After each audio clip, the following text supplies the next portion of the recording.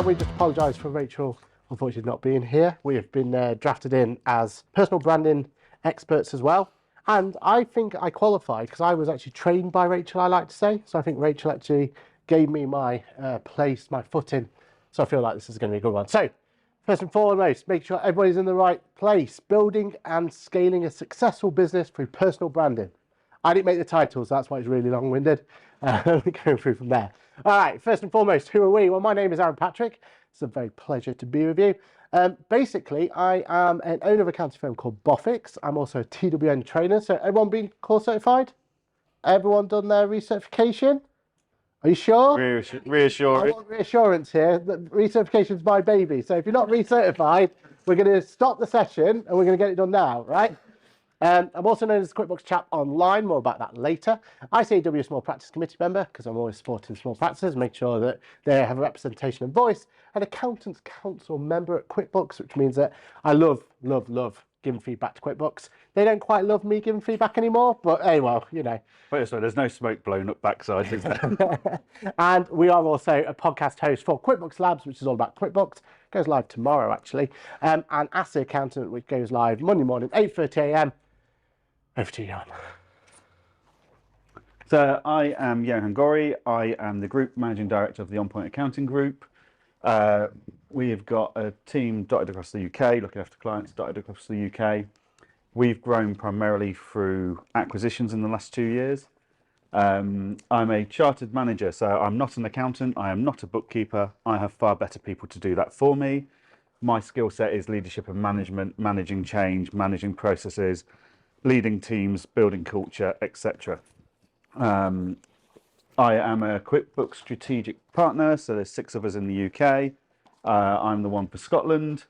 I sit on the QuickBooks Accounting Council with Aaron. I'm a podcaster, a YouTuber, and I'm also a co-founder of a practice management software.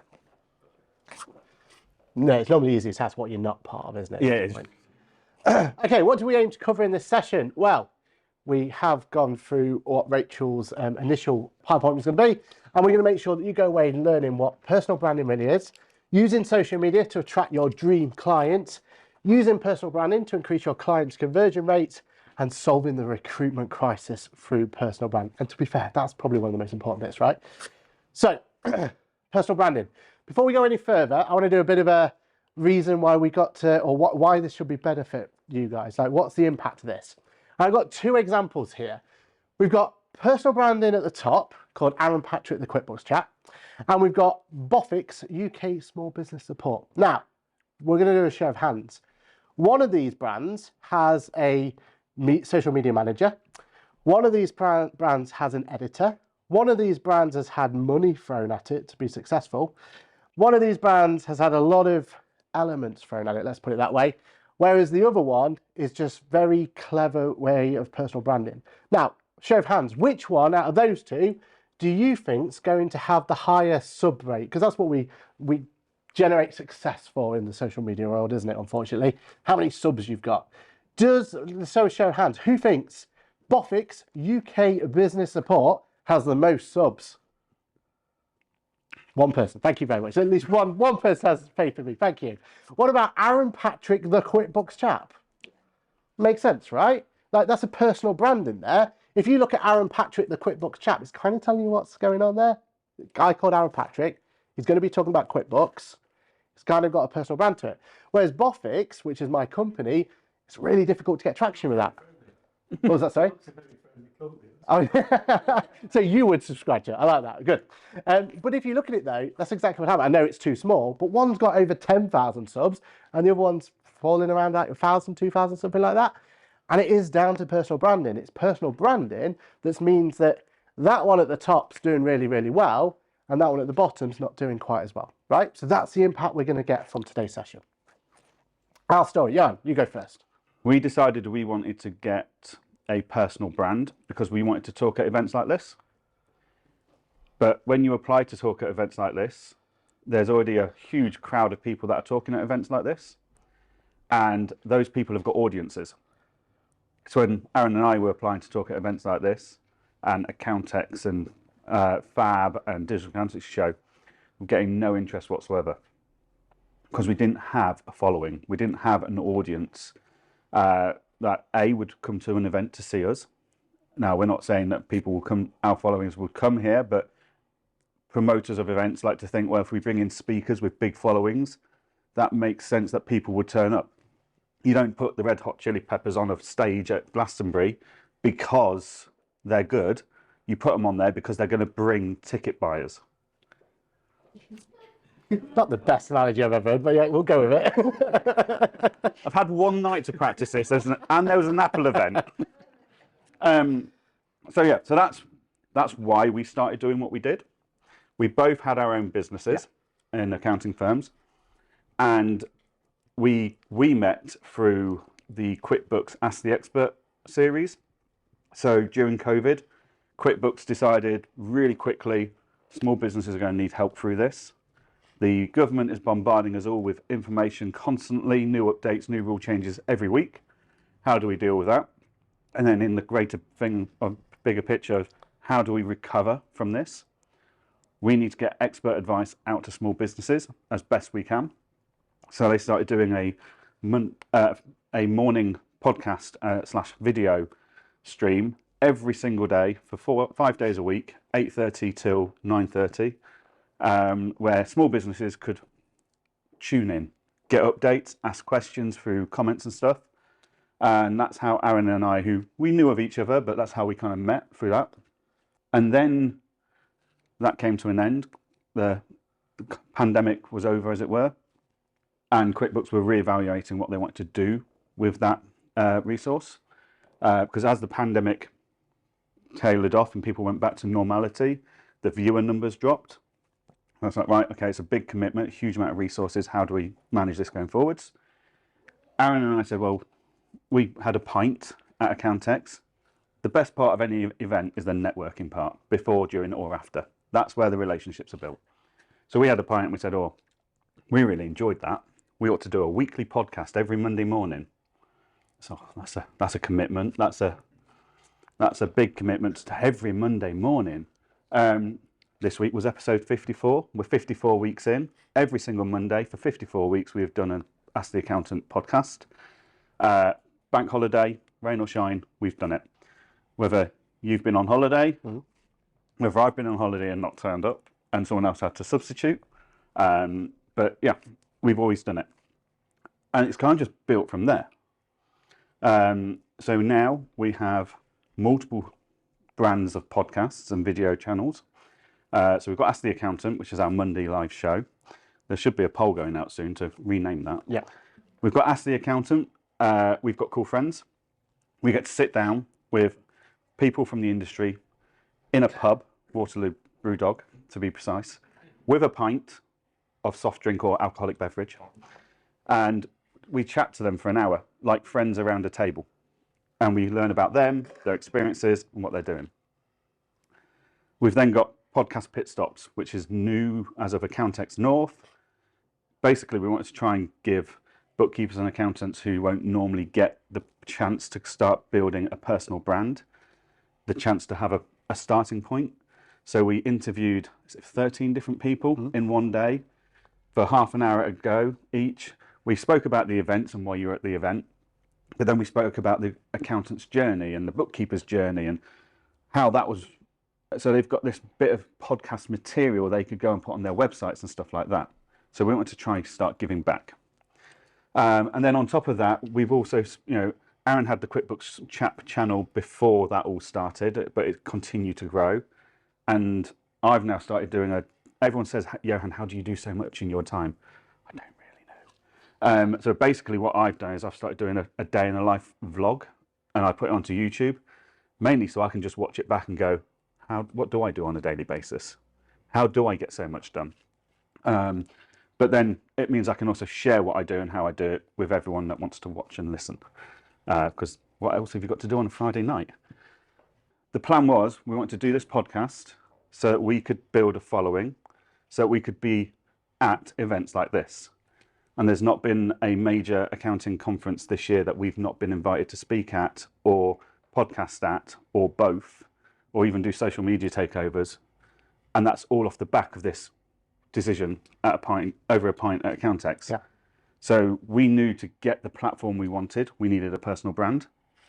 And we've built that in a year.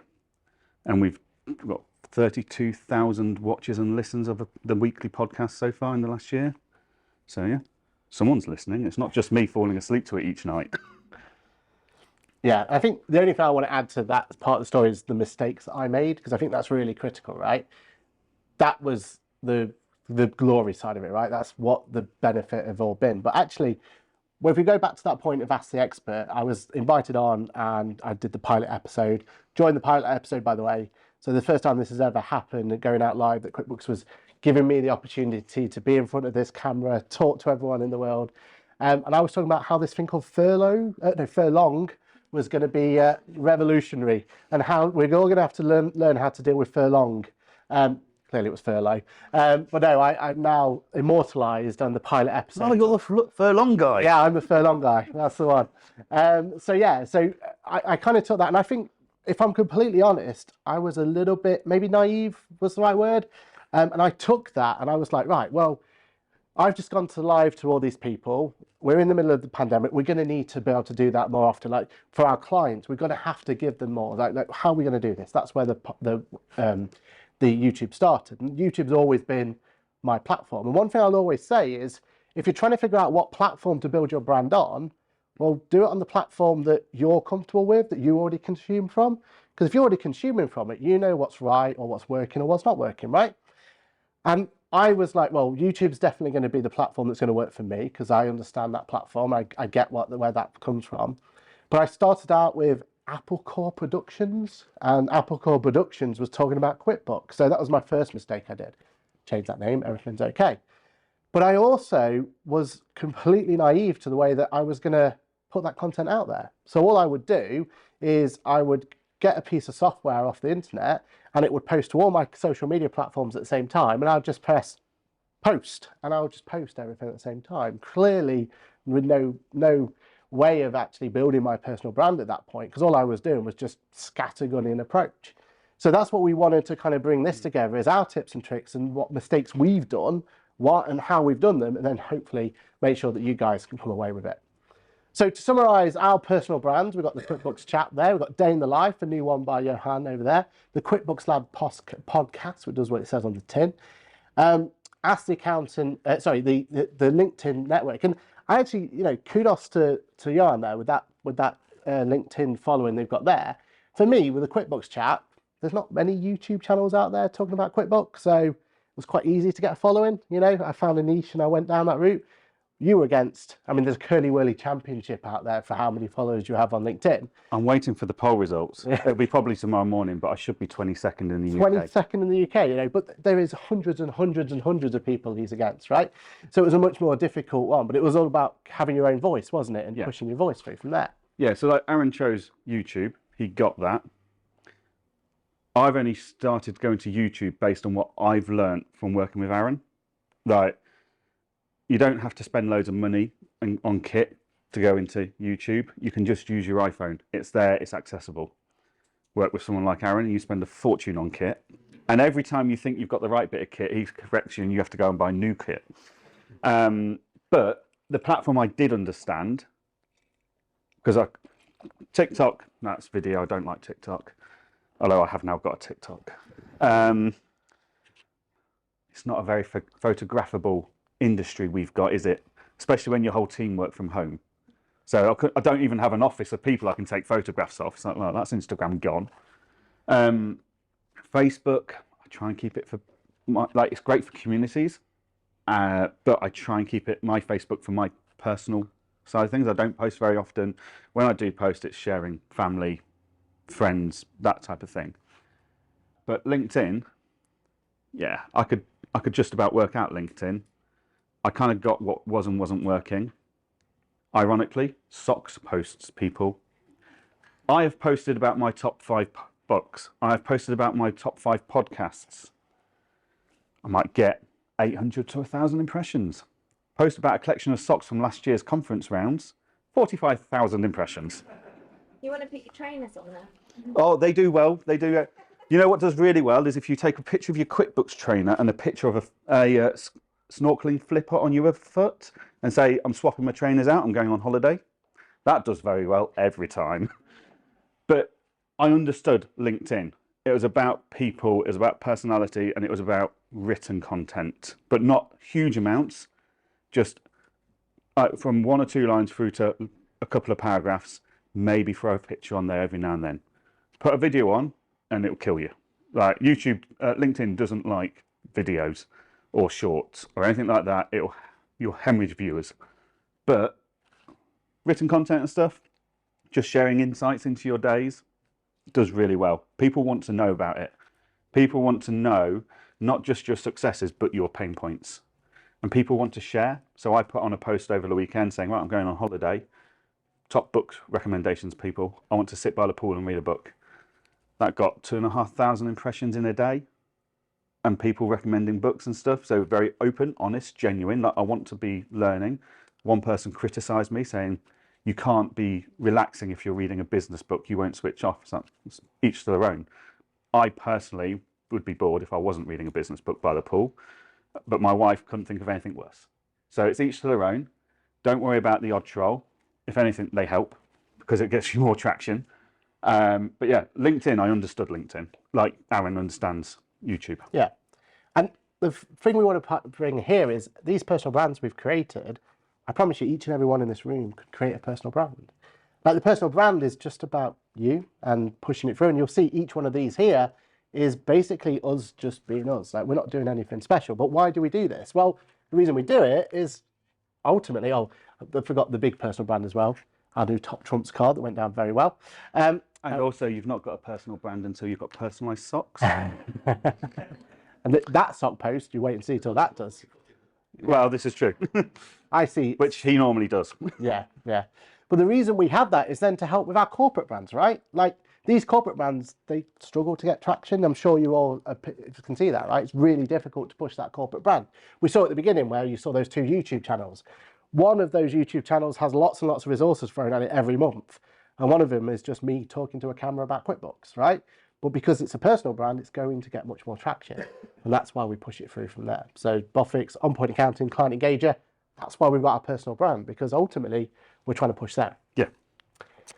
So we want to tell you or talk to you about what personal branding really is, and talk to you about basically what it is. And personal branding is you, and it should be what your elements are. So if you're funny, that's where you should be putting it to. If you've got really good views about something, then that's what you should be pushing and telling people about. The personal brand is you. And every one of you that's sat in this room, the reason you're sat here, the reason you've taken your day out of going to just stay in your office and you want to go and learn more and network more and everything else, because you want to push yourself and be out there. So the fact that you're in this room now suggests to me that you have a personal brand to talk about and you have a personal brand to push out there. We just need to find ways to make sure that's there. And that's what we're going to try and do today. And for years and decades, accounting's all been about corporate and the corporate brand and the partners' names on the door and the brass plaques and all of that. It's okay to be funny now. It's okay to have an opinion that not everyone's going to agree with. You know, some of my best performing posts are me having an opinion or having a whinge about something. Dex changing their pricing structure, 40,000 impressions in a week. And it's still getting impressions. It's been 3 months. Like, it's okay to be personal, say, my wedding anniversary, whatever it is. People will tell you can't be personal on LinkedIn. Completely wrong. LinkedIn is not about your CV anymore. It's about building your personal brand. But you've got to be open and honest and transparent with it. If you try being something you're not, it's not going to work. People will see straight through it. And you might not know it, but you become the butt of a lot of jokes. And speaking of that, to bring Rachel's whole point of this whole thing back into play, one of the best bit of advice she's ever given me is, when it comes to personal brand, what's the most important bit? And it's actually what people talk about you when you're not there. If they're talking about you, and Rachel's a great example, that she's always in a pink suit, or for me, it's because I'm the QuickBooks chap. You know, if that's what people are talking about when you're not there, that means you're doing something right. It's about that personal perception. It's about what is that personal branding and going through from there. So it's how people perceive you. So using social media to attract your dream clients. Go for it, Jan. So yeah, so Aaron's done this more than I have. So we've got two very different objectives out of our personal branding. Aaron wanted to attract QuickBooks users to his firm as clients that are using QuickBooks for his accounting firm. I wasn't so fussed by that. I wanted to more have a personal brand across the industry so I could get to speaking events.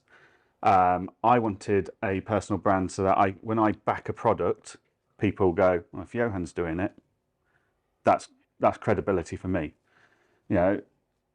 But I also wanted to build trust and rapport in the industry. I've done 2 relatively large acquisitions in the last year. Both people have got a lot of trust from their fellows in the industry, and for them to sell to me, they wouldn't have done that if they didn't know who I was and didn't think I was genuine about what I'm doing and what I'm saying. So it doesn't matter which video you're looking at from which post, you'll notice that without any effort, I'm always talking about along the same lines of things. How important leadership is, how important working with good people is, and looking after your people. Like, it doesn't matter what you're building your personal brand for, it can achieve all sorts of goals. And one of the goals that Rachel's been using her personal brand for is getting the clients that she's looking to get for her firm. And she's grown at an incredible rate of organic growth with her new clients because of her personal brand. Yeah, and I think we're in a safe place here, so I can tell everyone. The reason, or the best thing I have about having the QuickBooks Chap and having that brand and getting clients in, don't get any 0 clients. I've not had a single one for ages, yeah? So I don't get any of those terrible clients. I only get the good clients coming through. And it is, that's purposely built. I've got that social media presence. If people have a problem on QuickBooks, they'll Google QuickBooks and up will come the QuickBooks Chap, and then it will all go through from there. And what gets it even better is not just the fact that you're attracting the clients, but on our next point, it means you get to increase that client conversion rate. And the reason for that is because most of the time, the clients already have assessed who you are. And if they haven't assessed who you are, they've got plenty of opportunity to do that because you're on social media. You've got a personal brand. You're sat there going through. And what it means for us is when we go through our new clients and we're talking to new clients for the first time, I don't have to mention who Boffix is or QuickBooks or QuickBooks Chap or who I am. None of that is relevant.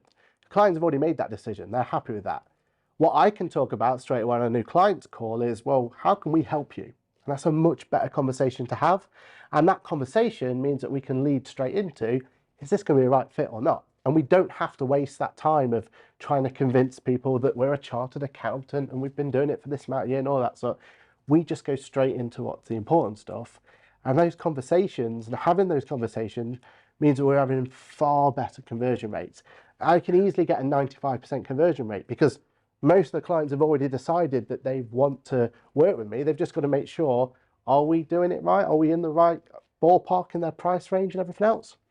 Yeah, and it goes to anything. So we are now regularly approached by software companies that want us to endorse their products, like their softwares in the accounting space. And we've always said we'll only endorse those that we actually use because it's not an endorsement otherwise. We've built our personal brand off the back of building trust and working relationships with our software providers and knowing that they are doing a good job for us. Whereas there's a lot of tech reviewers out there who will build their personal brand as a tech reviewer. They don't stick to one or the other or just use one type of tool. They'll do reviews of TVs, phones, etc. And that's great because they can monetize that. But for us, we are more limited because we have certain boundaries. But that's up to you what your boundaries are and what your restrictions are. Like converting clients, when I do an acquisition, I send the owner, has already sold their business to me in their head. Because like a deal I did last year, she got offered more money than I offered her. Got offered better payment terms than I offered her. But she trusted me because she knew who I was. So that helps me. But also, one of our first processes is to give every single new client the booking link to my diary. Most of those clients will have Googled me before they've booked it, before they either book or before they turn up to the meeting. And they already know what I'm about. So it already makes that whole conversation so much slicker and easier for us to onboard. So it doesn't matter what you're doing, by building a searchable personal brand, people can be researching you in the background and they'll be talking about you in the background. Like, which is a good thing, right? I'm up for Bookkeeping Personality of the Year award next week at the ICB Awards. I didn't even know it was a thing. Because that's all you ever talk about. But literally, that was nominated by people that felt I should be nominated, because we never self-nominate. Yeah. So, but I wasn't even aware the awards were happening until we found out Client Engage were up for free, and then I got told I was up for one. It's like, which one? I'm not an ICB member. How is that a thing? But yeah, but it just shows people are talking about me. Hopefully, mainly in a positive light. Hopefully. So I think this is really important, this bit, and it's solving the recruitment crisis for a personal brand. And this is the bit where we have to really take our hats off to what Rachel's pushing for. The whole idea that recruitment, and we all know, right, that's one of our biggest struggles we're going to have. And in fact, it was only last night, was it? We were talking to a member of the QuickBooks team, and they were telling us how their daughter was offered the opportunity to do accounting as their work experience. And was like, no, I'm not doing that. It sounds boring, right? When it comes to personal brand, that's where actually each one of us can help. Because if each one of us can make our personal brand show what accountancy really is, and show accountancy in the right light, and show people that actually accountancy is quite a nice profession to have, it's quite a fulfilling role, then that's where we can help the recruitment crisis. That's where we can make a difference. Because if we can take away the stereotypical view that accountants are just boring, stuffy, and we just sit there just putting numbers in all day and every day, then we can actually help and actually make a difference. And I feel like that, the solving the recruitment crisis, that's where it starts, right? It's from each and every one of us in this room and everyone in the accounting profession. It's up to us to showcase what accountancy is. Our governing bodies aren't doing it, so it's down to us as individuals. Right. And the big firms, like your KPMGs and all of that, they are what's wrong with this industry. They are going to put you into a cubicle and make you do data processing for 6 months, then VAT returns for 6 months, and whatever else they want to do. But that's not the true representation of our industry as we know it today. Like the people in this room at this event and other events is the true representation. People in jeans and t-shirts, and when we were at DAS, all the women in their summer dresses and stuff. Could you imagine that happening 10 years ago? Everyone would have to be in their pinstripe suits, and no one's talking to anyone because they're all competition with each other. Like the industry's completely changed in 10 years. No one else is putting that message out there. So it's down to us as individuals to tell people that, whether that's telling a couple of school children at a careers day, or whether that's going to big events and telling people. We've all got a responsibility, in my view, to promote what the industry actually is and what it looks like now compared to where it was. Yeah. And Rachel, again, bringing her back into, this is her slides or her talk. She has a waiting list for new employees. She's got a waiting list for new clients and a waiting list for new employees. I imagine that we were able to achieve that, right? And she's built that for her personal brand. People are watching her on social media. People are seeing what she's doing and going, I want to work with someone like that. I want to work for that sort of thing. And that's what can be achieved. I mean, we've not got that far yet. No. But that is what can be there, right? Like, if you see that as the pinnacle, that's what you're working towards. You might not be going to get brand new clients. You might not be wanting to do any form, but if it is to give you an opportunity to bring on the best in the business and have a waiting list, think how much money that Rachel must be saving alone in recruitment fees, right? Because every time she needs to get a new employee, she goes through and she's got this list. I think last time she showed me, it was like 96 people waiting to come and join her ranks. Right, that's a huge benefit, right? And that's all down to the fact she's building that personal brand that is making people want to go and work for her. And that is achievable from all of us. Yeah. And that personal brand doesn't mean you have to be dancing on TikTok like Rachel does. Like Rachel nails it. I tried it, didn't work. Yeah, it did not. Yeah. In fact, a tree got killed, actually. Yeah. There was an accident. But like, it doesn't have to be this whole TikTok fad that everyone seems to think that it has to be. It can be getting overly excited about QuickBooks' latest feature. It can be just a LinkedIn post. It can be just you talking to a camera saying, this is what I've done this week. But that's all it has to be. It can be whatever you want to make it. If you can make accounting and bookkeeping photography central and do Instagram posts, then great, do it, because there's not many that have been able to do it. So there's opportunities all over. But yeah, it doesn't have to, there's no one right way to do this. You can all do it in your own way. Definitely. Right, we wanted to give you some things to take away from here. So we're giving you 5 steps to a strong personal brand. We're going to go through some of these in a little bit more detail, especially the create your mission statement one. So first of all, steps to a strong personal brand, figure out your goal. Well, first of all, you need to know what it is. If you've got a personal brand in mind, or you've got something that you want to start improving your personal brand, should I say, you need to figure out what your goal is. We've just mentioned about attracting new talent, right? If that's the goal that you want to solve, if that's your pain point at this point in time, you need your personal brand to be leaning towards that, right? Making it a nice, fun place to work, making it a nice, you being an employee that people would want to work for you. If you want to grow your practice, you want to be looking at acquisitions, which is what, especially your case, isn't it? It's about making a trustworthy acquisition, making sure it's there. If you want to monetize your brand, like that's definitely something that Rachel taught me way back when. It's why are you doing all this stuff without any sponsorship deals or anything like that? If that's now your target audience and you want to be starting to do this for monetization, then you need to change the way that your personal brand is. But that goal can change. So yeah, don't let it be so fixed in stone that you go, I'm missing out on opportunities because that's my goal. Actually, things can change. So this time last year, I joined the Client Engager team as a co-founder. And we've grown it initially to 320 odd firms using it off the back of my personal brand. We've not spent a penny on advertising. We've not got investment. We've not got huge marketing companies or anything. It's been built off the back of my personal brand. And then all of our users are promoting it and saying it's so good that actually it's now snowballing and we can't actually stop it. But that wasn't the reason I started my personal brand. It was just another avenue I could crowbar my personal brand to deliver at the time. So yes, set your goals, but make sure they're adaptable. Yeah. I mean, one of them is attract your ideal clients, and that's going to be a completely different goal than it would be for bringing new talent, right? Or maybe it's a bit of both, but you need to figure out those goals first, because that's going to, if we go down that list, that's going to impact each and every one. Then the next one is get clear on what you want to be known for, because you want people, again, that whole idea that if you're not in the room, what are people talking about you? You need to have a clear of what that statement's going to be. So how are you approachable? Do you have a niche? So for me, it was simple, right? QuickBooks Chap, that's my niche. It was all sorted, it was all there. And that's what people now know me for. And that's where the speaking opportunities, which was my goal to go into and bring on there, that's where it all comes from.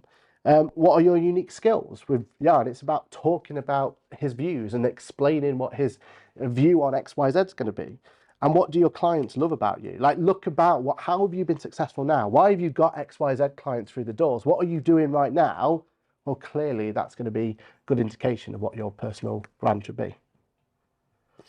The next one is know your audience.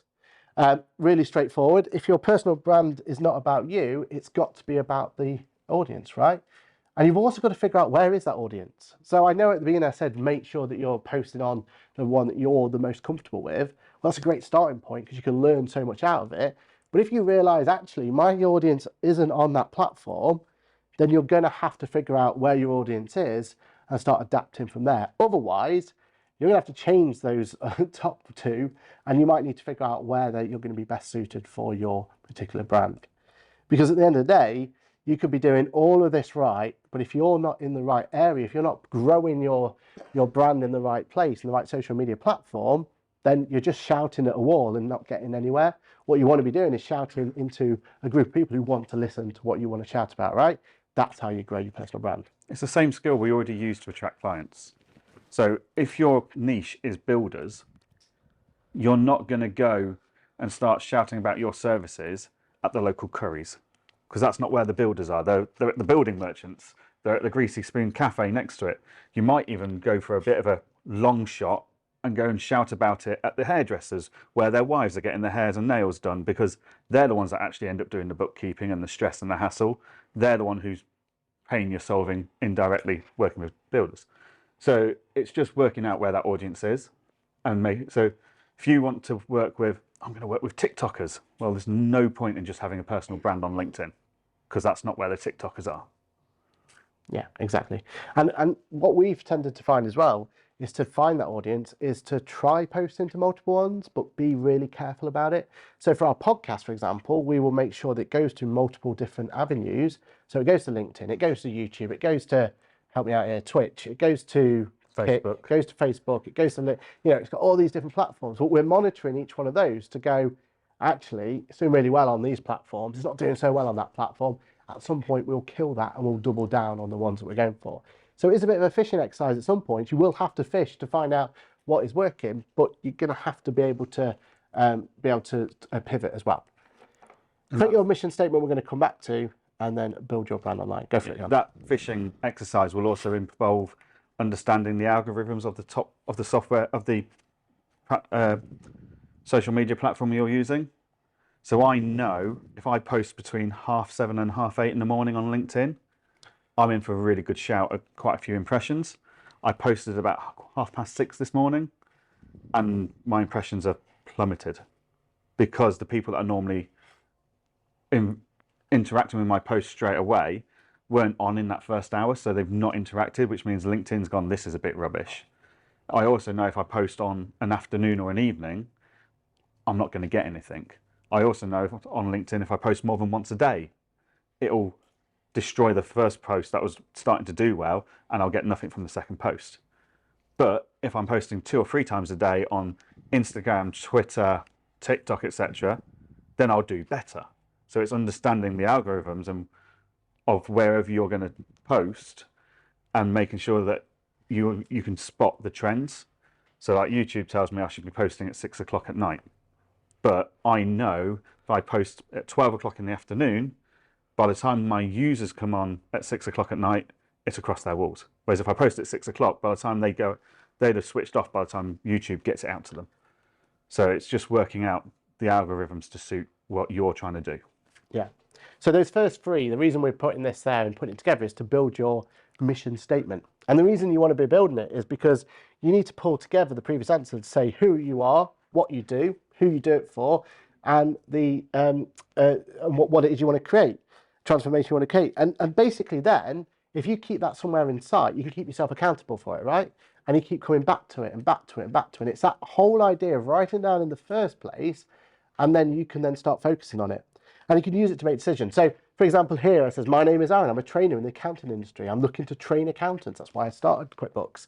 I want to use QuickBooks to be the best of their abilities to help businesses not just survive, but thrive. I bring value to my audience by showing them the most incredible and newest features of QuickBooks Online, while also building a community to help push forward the product. And if you think about it, I've kind of taken that template on the left-hand side, and I've gone, well, that's my mission statement. And if I had that mission statement always available, I keep myself accountable. Every time I'm posting a bit of social content, am I actually fulfilling that? Every time I look to maybe go onto a different channel, like I've just learned from Rebecca over here that actually TikTok's where I should be posting because that's where training content's going to be going in the future. So suddenly I need to make sure that that mission statement fits with what's going to happen on TikTok. And I've got to think about it. It's not about dancing on TikTok. It's about providing a statement like that so that I can then provide value to my audience. And that's when my personal brand is going to get traction. Build your brand online. That was it. Yeah, so basically once you've got all that together, then it's all about building your brand online. So getting yourself a personal website. For us, what we would recommend is a link tree. That's what we use for our personal website, right?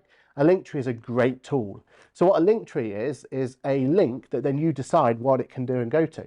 And you can create it really, really straightforward. You can have QR codes and everything all popping up about what your link tree is going to be. But more importantly, you get to dictate where it's going to be. So at the end of every single YouTube video I've ever posted is a link tree to my link tree. A link to my link tree, should I say. And that means at any point, if I want to add something, maybe I've got some sort of new podcast coming out, or I want to promote something, or I want to maybe change what my link's going to be. Instead of going to each and every YouTube channel I've just been at, I change that one link tree and everything's updated.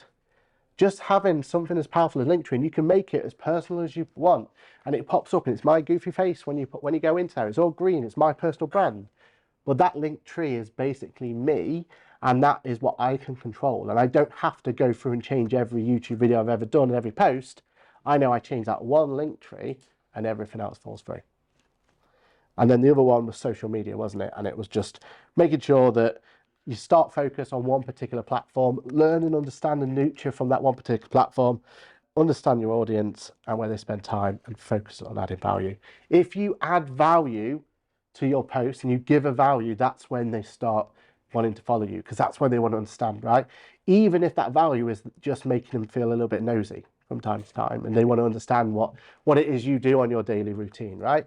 That's adding value. That's why the day in the life for Johan are going to go from strength to strength, because there's a nosy factor, right?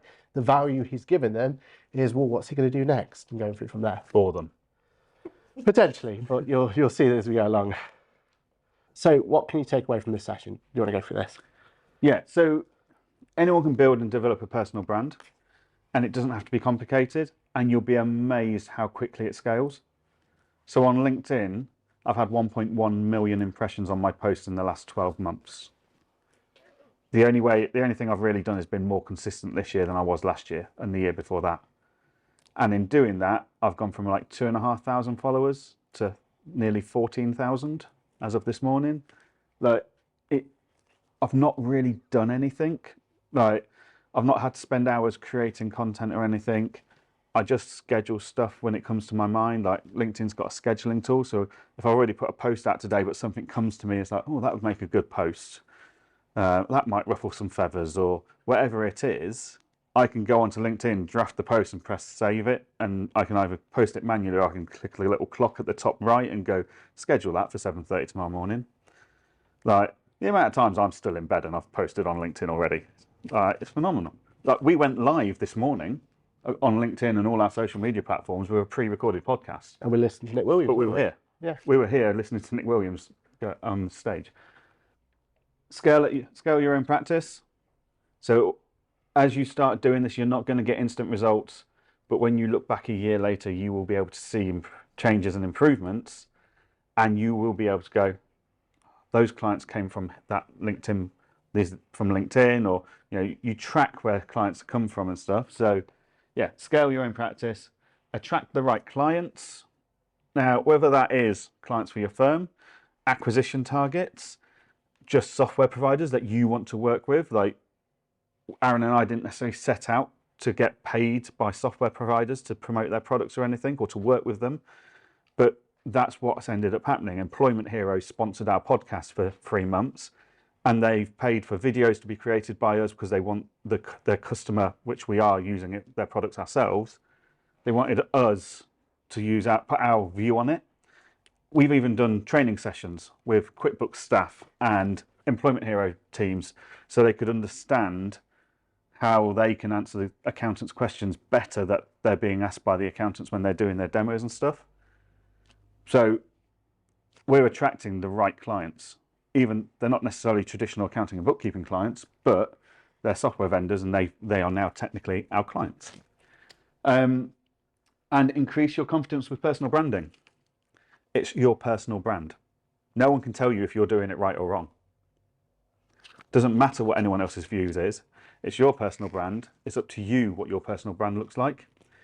Personally, I could not do, pink isn't quite my colour, so the pink suit Rachel wears wouldn't quite A, fit me, but B, look right. But dancing on TikTok and stuff, not my thing. Rachel's invited me so many times, yeah, get involved in this video. It's like, no, that's not my personal brand. But that's not to say what she's doing is wrong. It's up to you what your personal brand looks like, what the message is, and how it works. Yes, take influence from other people if you want, and inspiration, but don't let them dictate to you what it should and shouldn't be. No one knows better than you. Yeah, and I think with that confidence with personal brand as well, just we just decided to start podcasting. It all went from there, right? We never expected to have loads of viewers or anything. It was just two mates chatting on a Monday morning about what's going on in the industry. And you guys people related to it. The same, right? There's so many opportunities out there, and it's just taking that first step and pushing through from there. So other considerations, we've talked about acquisitions, we've talked about the fact that giving us the opportunity to get talking spots, that's where we wanted our brand to take us, right? That's what we wanted. and that's what we were able to achieve. We've been able to get better vendor insights. We feel like we're more connected to the industry now because, well, suddenly vendors want to talk to us because we might talk about them on our podcast, and it goes from there. It's helped us double down on our niche. And when they don't talk to us, we talk about them and get told off, and then they talk to us. Yeah. My biggest thing, if you're ever going to start a podcast, is make sure you're allowed to make mistakes. So don't worry about that, because I've made many a mistake, as Johan will tell you. But if you're going to do an apology, try to actually Practice it. Practice the apology first. Because if you fail the apology, that's when it gets really, really messy. And that's when bridges start to burn. So that's my pro tip to anyone. And if anyone's sage in here, please tell them I do like them, actually. So it's all good. So recap what personal branding really is: using social media to attract your dream clients, using personal branding to increase your client conversion rate, solving the recruitment crisis throughout a personal brand. Hopefully we've given you enough for that one. The Q&A session is now, but we have gone over time. So if you want to talk to us, come talk to us over here or ask questions now. But you are all now free to go and enjoy the final part of the day. Thank you so much, each and every one of you. Apologies we're not Rachel, but thank you so much. Thank you.